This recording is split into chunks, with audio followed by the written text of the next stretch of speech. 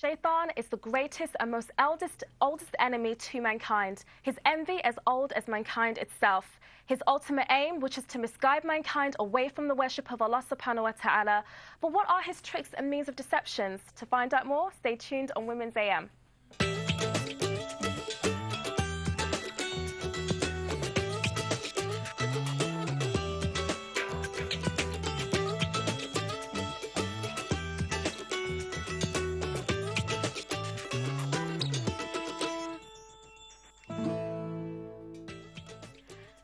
Assalamu alaikum and welcome to another morning dose of Women's AM, a show made for you ladies out there.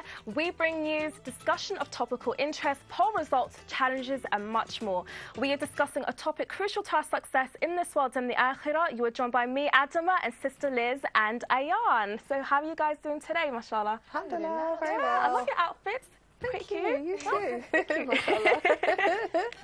So just coming on the subject of half term, so a lot of sisters out there have their kids running around, making a house a mess, I'm sure. And it just brings me back to the old school days of school and, you know, the good and the bad of it. So I was thinking about school dinners. So Sister Ayan, what do you think about school dinners? Was it hit and miss for you, or? It was a miss on a lot of things, but I remember Tuesdays used to be the days where we used to get apple crumble. So I remember coming, like, as soon as the bell goes for lunchtime, I would literally run from wherever I am to the canteen just so I'd be one of the first people in queue to get the apple crumble because they were lovely. Everything else was really, questionable. But yeah, apple crumble was my favourite. Okay, what about you, Sister Liz? A very, very big miss for me. I very rarely had school dinners because I hated them. Even things that I loved, you know, that you said about apple crumble, like I loved Angel Delight. Do you remember Angel Delight? Yeah. And at school, I don't know what they did to it. It was like a rubber consistency. You could barely get your spoon through. It was awful. And I loved my mummy's packed lunches that were made with love. Oh, mashallah. Well, I had school dinners and it was pretty decent in the beginning and then maybe it got worse, I don't know. Mashallah. So let's move on to our first segment of today, straight to News Bites.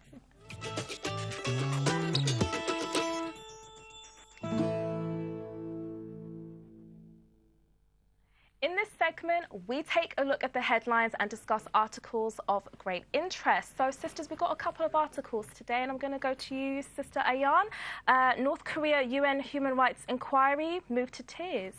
Yeah, this is following the UN's first human rights inquiry into North Korea, and the judge who was present at this, Michael Kirby, he said that the sort of testimonies that he'd been hearing from witnesses had moved him to tears, because even though he's been a judge for 35 years and, you know, that kind of work sort of hardens you as you go along because you see so many things, he said that it was just you know, it was unbelievable things that he'd heard.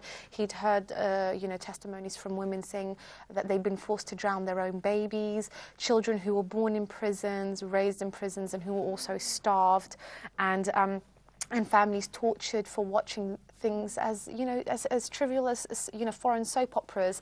And it was just a really sad case. And North Korea describes this inquiry as a political plot, but they're saying that they've got nothing against Pyongyang, and that they have invited them to come and take part in this hearing and to actually interview these witnesses as well, but I'm guessing that has not happened. I mean, it was quite a landmark inquiry. It was the first of its kind into North Korea, isn't it? But even that's shocking that it's you know, it is the first of its kind. You know, some of the things that this article describes, some of the awful atrocities, you can't believe that this hasn't been done before now. You think about the kind of international community and now supposed, you know, how we supposedly feel about breaches of human rights and things like that. Yeah, and I mean, yet this has been swept under the carpet for so long. Definitely. And we need to move on to our next article. Malaysia PM Prime Minister Najib Razak, Islamic world economic prosperity depends on female equality. And this was reported in International Business Times. You can let us know about that, Liz. Yeah, well, this article, Razak was speaking at the 9th World Economic Forum in London,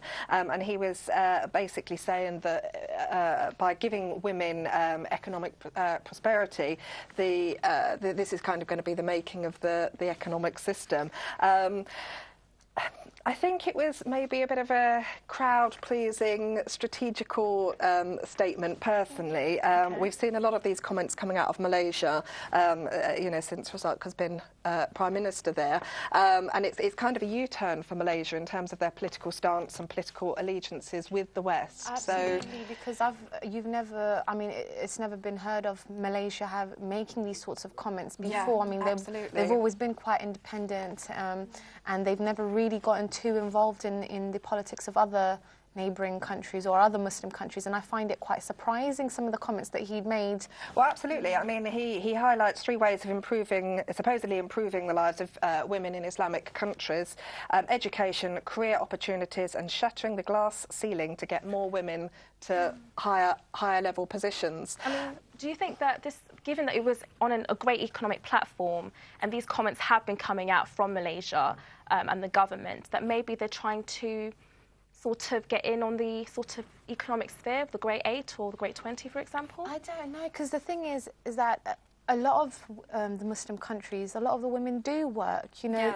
It's only maybe a minority of women who stay at home because maybe they can afford to stay at home. And I think he made a comment about Saudi Arabia, saying that it's sort of the Wahhabism that goes on there, which restricts women from doing things. But to be honest, these restrictions only really apply to the rich Saudi women who don't need to work. Statement as well, wasn't it? Wahhabist Saudi Arabia. And but I think the one positive thing we can get away from this is the importance of making sure that women, females, have their rights, obviously, particularly within education, have the right to work in the workforce as well. And I think that's really, really important. Yeah. MashaAllah.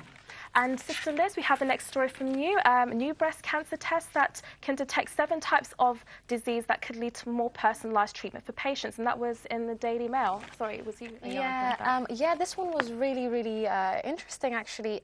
It says that this new test identifies 7 distinct types of breast cancer. They've been able to do this by looking into like over 1,000 samples of tumours. So they've been looking at the tissues and looking at the DNA, and they found these 7 differences, which means that it's easier for them to sort of tailor cancer treatments to women so that they're not getting under or over treated. And they're hoping that within the next 2 years they'll be able to make this available to women. So it's really great news. I think it's a breakthrough, definitely, where breast cancer is concerned. Definitely. I mean, we just had our cancer topic as well this week, isn't it? And I think it's a really great follow-on, that there is hope as well for a lot of